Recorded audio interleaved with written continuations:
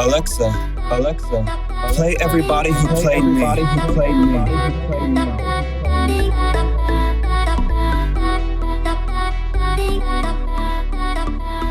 They don't want me to succeed. They only drink my... Your schedule's been so busy, London, Rome. Thank you so much for making the time to meet with us today. How are you? Thank you for having me. It's been an honor to be on your set. How have you been? I've been doing okay, thank you. I'm actually really excited for this interview. We have Cristiano. Gracias, hermano. Thank you so much. It's okay to drink on set, right? Yeah. Okay. What are you drinking? I'm actually drinking White Claw mixed with a little bit of vodka, but there's actually diamonds in here. Really? Yes. Interesting. Where are those diamonds from? Dubai. Nice. Very rich. Okay. Very nutritious. Perfect. So I actually got some questions in from fans and families of yours. So I want you to know I'm going to go through it. Okay. Thank you for coming to my set. I appreciate you. And if you're ready, I'm ready. I'm excited. Let's go. All right, perfect. All right, so you are a musical phenomenon. You have ranged from pop music, EDM, hip hop, indie music. You have set fashion trends. What is your writing process in constructing a song? You know, it varies. Sometimes, it's almost like vomiting on a canvas. And you're vomiting all your thoughts and your creativity on something that's blank. And that's what makes it fun and intriguing. It could be anything that you want it to be. I find myself at home a lot. I'll turn off the lights, I'll light a couple candles, I'll sit to myself where there's no distractions, and I'll write a song. If I don't write a song as soon as I feel sick, I feel uninspired. It's something that has to happen in real time. And how long does it take you? Does it usually take long? Constructing a pop song, with the verse and the pre-chorus and the chorus, then you have repeated, then you have the bridge, right? It takes a good 15 minutes. Sometimes it takes 10 minutes. It doesn't take a long time to construct a song for me. But the process of writing a whole album can take about a week or two, for me at least. Okay, all right. So who inspires you? Has there been anyone who's influenced you with their artistry? Pop culture has such a duality to it. Everything in modern time, in real time as we speak, has been done. Everybody has been a phenomenon. Everybody has had, avant-garde work, and they walk into a video set and everybody comes in full regalia. There's lots of production teams that coordinate everything together to make it one final masterpiece. Everything is cycled, but how can you take somebody's cycled work and give it just a little bit of twist of originality, and you have something new? And I've done a lot of photos, I've done a lot of music, I've done a lot of work. Some people might scrutinize my work and say, oh, I've seen it before, but to me it's original, and maybe one day I will create something extremely new that nobody has ever done, and that's something I truly want to accomplish. Okay. And that is for your music, modeling, and acting career, right? Yes. Okay, perfect. So being in the industry can be overwhelming, overbearing, and overpowering. If you don't have a thick skin, how do you manage to cope? In entertainment, there's a lot of stuff and a lot of people that can bolster you, but there's also elements that can make you feel really languid and make you really want to give up. You do have to have a thick skin. You do have to have an armor. There's a lot of drugs behind the scene. There's a lot of gossip behind the scene. There's a lot of tabloids. You have to know not to really avoid those situations. You have to know how to blend in and camouflage and make your way out, because that's the way that entertainment works. Okay, all right. Because in the beginning of your career, you were actually banned from Chispas Discotheque. How did you overcome that situation, and what was the reason? Why were you banned? Being banned from Chispas Discotheque was literally one of the most shocking experiences as a new upcoming artist, as that was my first platform to perform on. I was offered to perform on set, And the gentleman restricted me from getting on set and performing because I was an acquaintance to somebody that he was not fond of. I end up getting back on set, actually, end up being on stage because my good friend that I truly love, he's an extraordinary human being. He's very real and he's very talented, and his name is DJ Skeptic. DJ Skeptic put my music into his set, and he was allowed to bring up one guest, and I still got on the set. Wow. The GP wants to know why you removed your MUA's credentials from all your work, and that she's blocked from every social media site. You also blocked a slightly well-known African dancer from Indianapolis in the Latino club community. Can you elaborate why?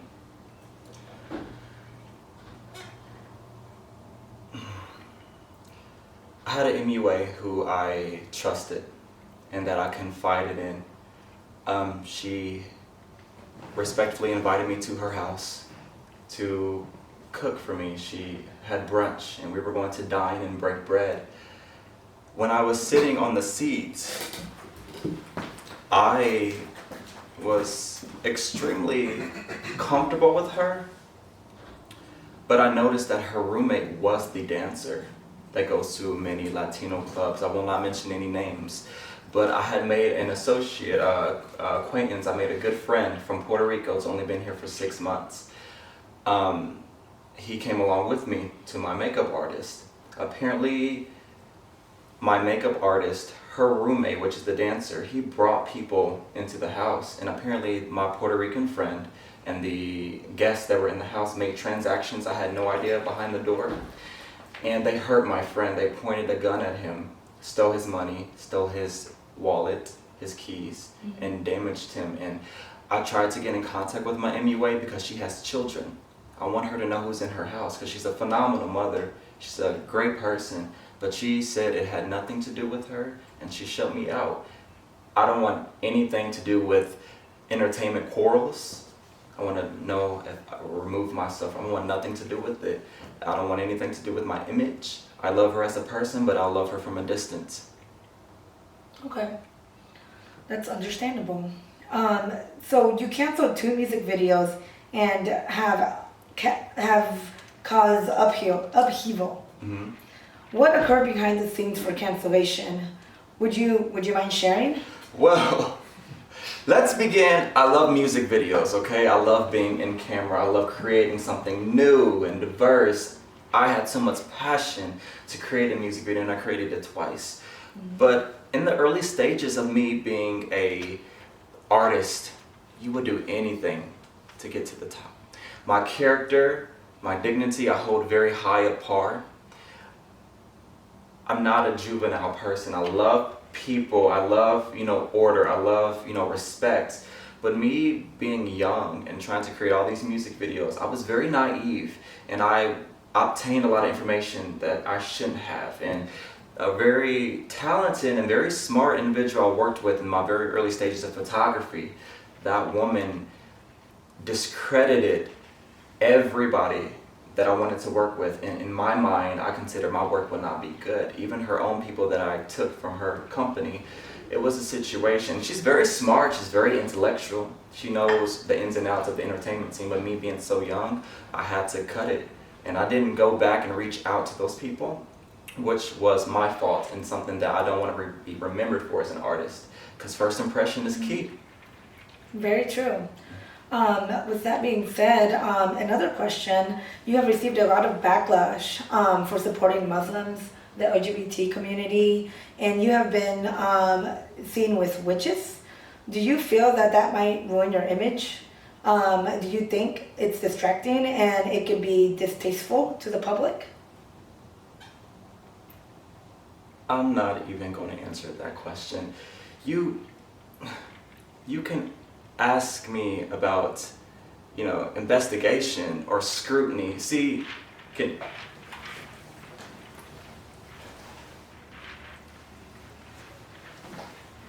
Sorry. I'm the mannequin, Can you mannequin they claim to That's be. right. I'm trademarked in the finest ink. Out of this glass, there's no one like me. As I pose to the valley of lights and plastic, I shall wear mixed fabrics.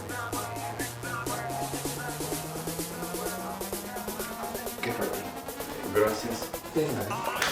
Actually, I'll keep the mask off. When it comes to my work ethic, and when it comes to everything that I associate myself with, it's not distracting. See, if I were here, and there was a woman right here, and there was a woman right here, and they were on stripper poles, naked, grinding on me, you would think that I, probably was the best artist that you've ever met when it comes to the standards in America, right? Mm-hmm. Okay. But I support the LGBT community. I support Muslims. I support ethnic groups. Then it becomes distracting. I'm a performance artist, not just a singer that's lip syncing his way through stage. I have a meaning in how I sync things together, and I want it to be a message. It's the most powerful feeling to gather people from all backgrounds together, because you might not know somebody else's culture, you might not know somebody else's sexuality, but you know that you can dance to the same music. That's important to me. It's a really good response to the question you didn't want to answer. You seem to be very close to Sherry Gearhart. Mm-hmm. She has had many individuals try to defame her. How has that affected you as being a friend to her, and why did you admire her? I love Sherry Gearhart. She has a duality like no other. There's so many pieces of her. It's almost like an onion, and you have to peel back. She's very mystique and full of illusions. She's a very beautiful woman. She's very intellectual. I have witnessed people try to bring her down. Social media, business-wise, there's something about a woman who has so much credentials that men in power don't like to see. Mm-hmm. And I think that they naturally render women weak. And I think that as a society, we can be stereotypical, because you can do anything that you want to, regard of your sex. She's very poised, and she has an aura and a facade that even though she's going through something, she's not going to let you see it. But she's going to work in silence to have an outcome to bring people together, because she works with suicide prevention programs, which is so extraordinary. She has a backstory too, and it's very deep if you were to scrutinize her website and actually get to talk to her. Okay. All right. Next question.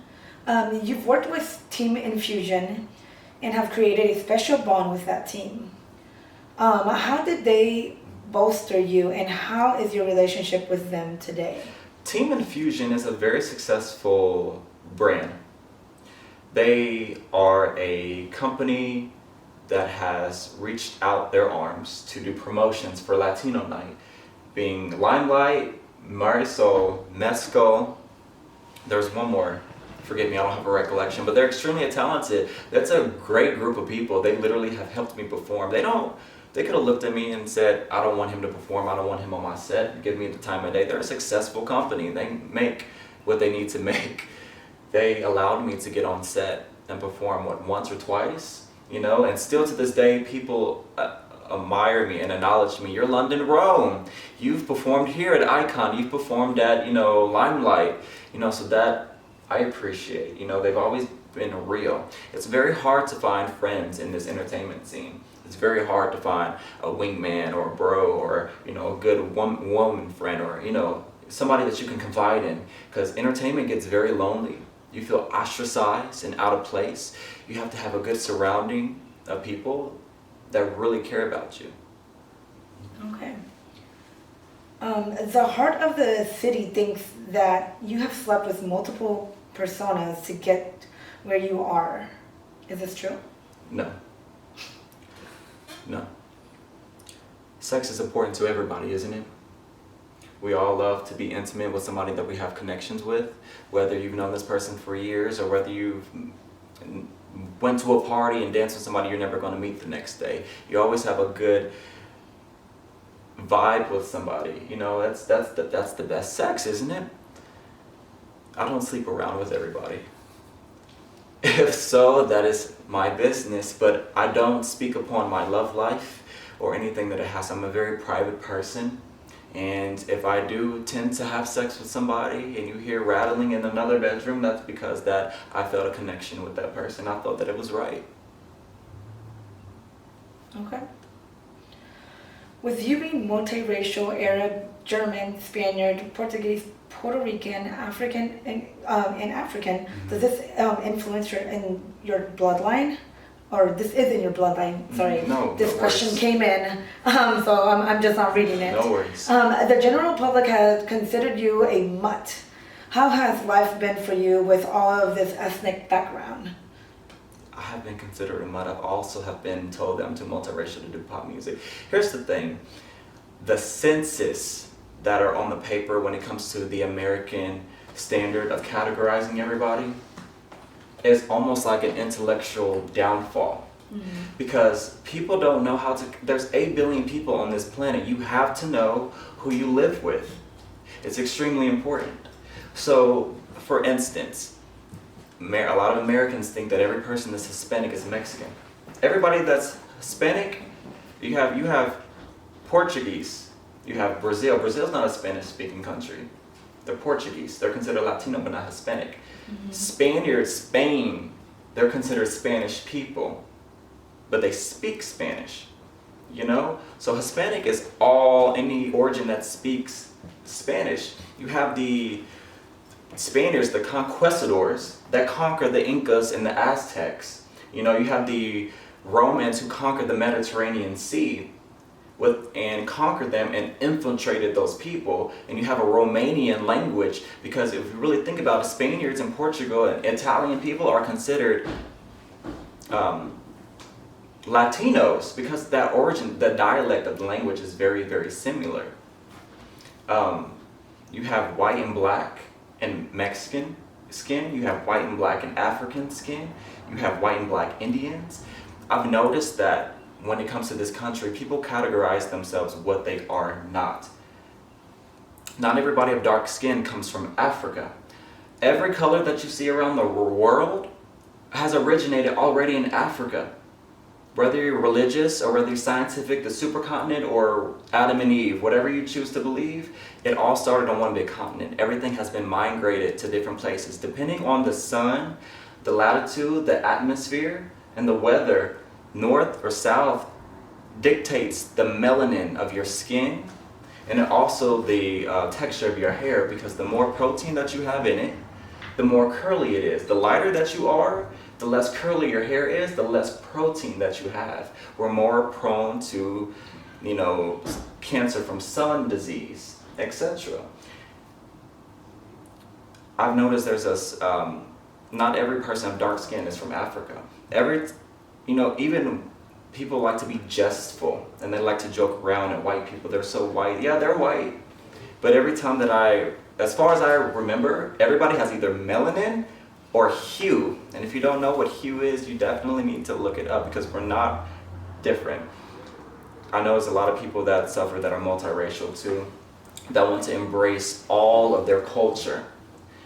And let's say you have a multiracial child in a family full of either stereotypical black or stereotypical white, and they don't let the children choose. Here's the thing, you could be anything, but scientifically your DNA will pull out what it wants to pull out. That's why you've had on the news 2 white parents having a child that was very dark in skin, but you're not going to call that child white, you're going to call him black, right? Scientifically, what your DNA wants to pull out.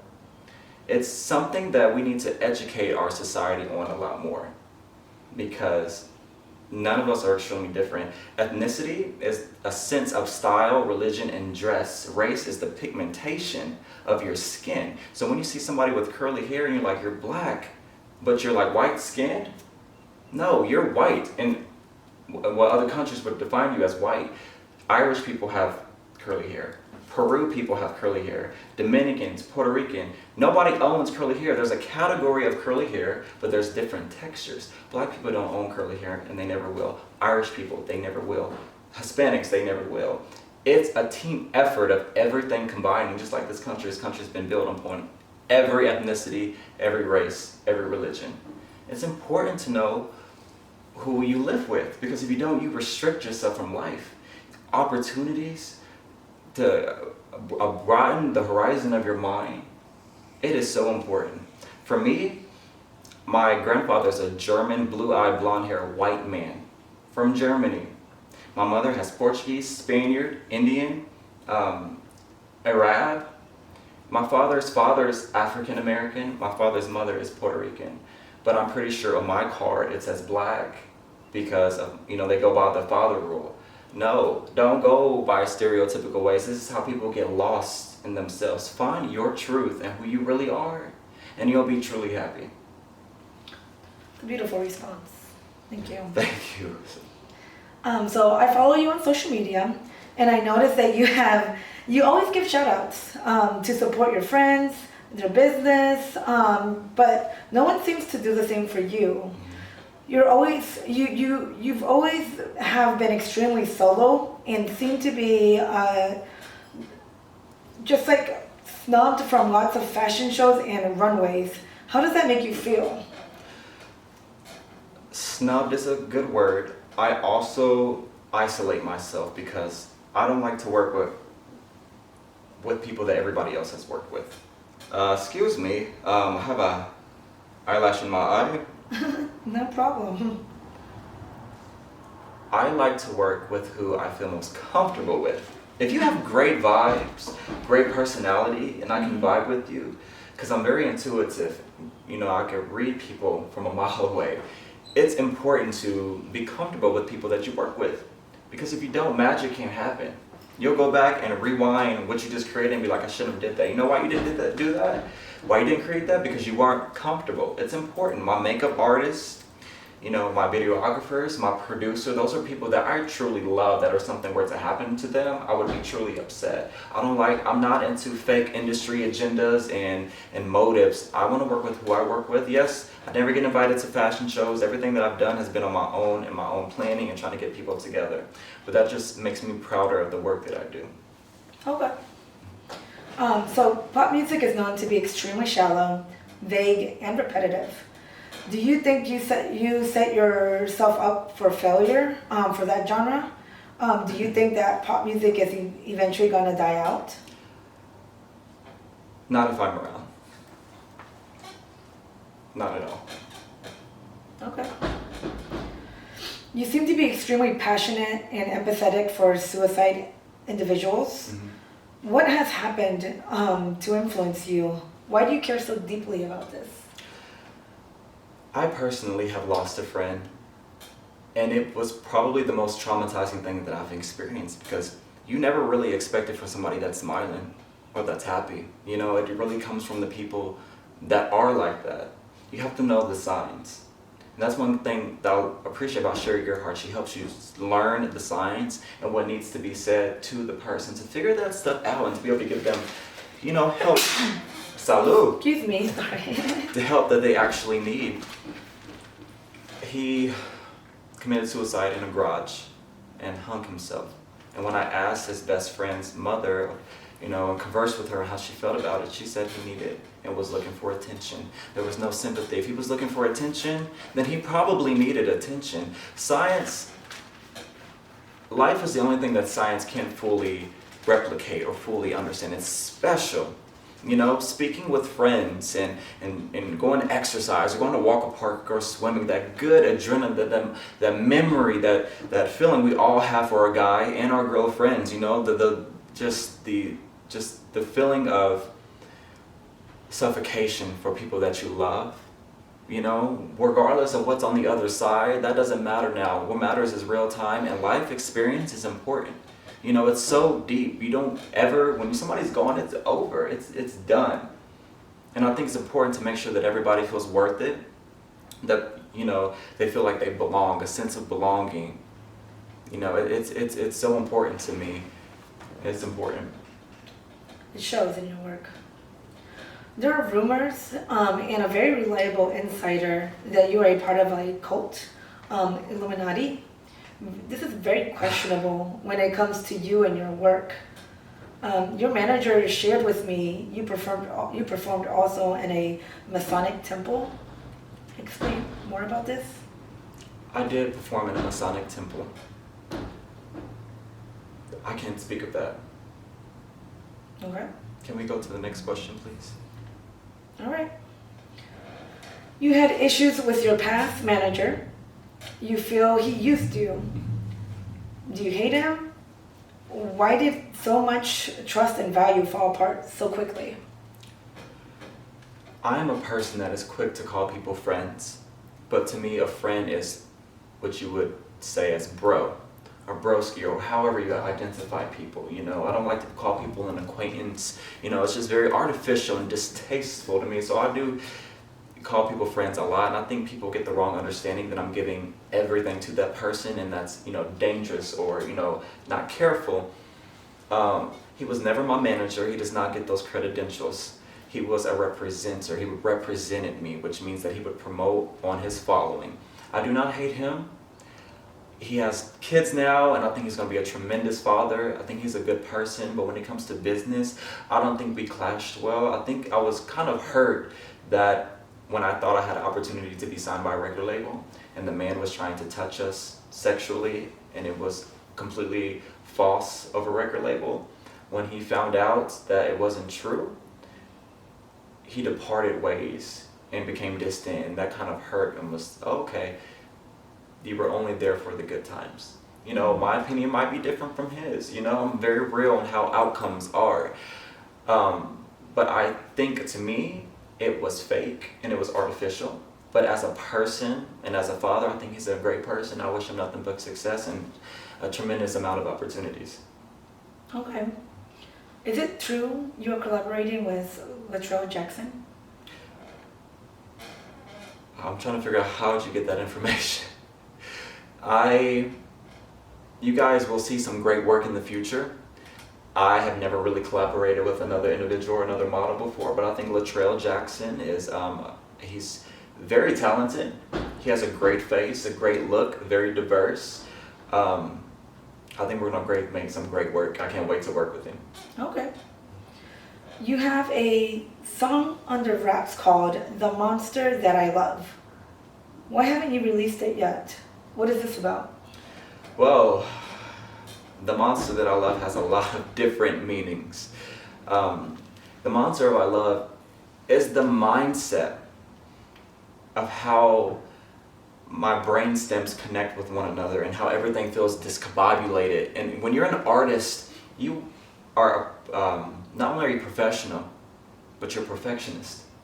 And so many different scenarios can, you know, accumulate in your mind. I could literally sit on the couch and just think and just blank out for 2 hours because there's so much I want to do and everything has to be perfect. In my field, everybody's watching, everybody's looking, everybody's having discernment, whether that be good or whether that be bad. Some people will love me, some people are going to hate me. It's the part of the job. But yeah. Okay. All right. Can't wait to hear it. But my apologies. Let me finish that. Monster of Our Love is also about being in love with somebody that you're really not supposed to be in love with. You know, that the intimacy, the secretness of, does a person know that I love them? Will they freak out if they knew that I loved them? Would it ruin relationships if they knew that I loved them? It has so many. I write music to be neutral. So when a person listens to it, you literally can think of it as a guy, you can think of it as a girl, you can have so many different playouts. It's important for me. Because if I'm an artist, I need to fucking deliver some music that everybody, you know, can associate with. Okay. Good. I'm starting to go things, I'm heading down your way. Oh, the limelight in your heart trying to pull me away. It's so complicated, I feel you just to spit me out. I hate the lull of silence. I feel your words unspoken, but you keep trying to run me tired. The monster that I love.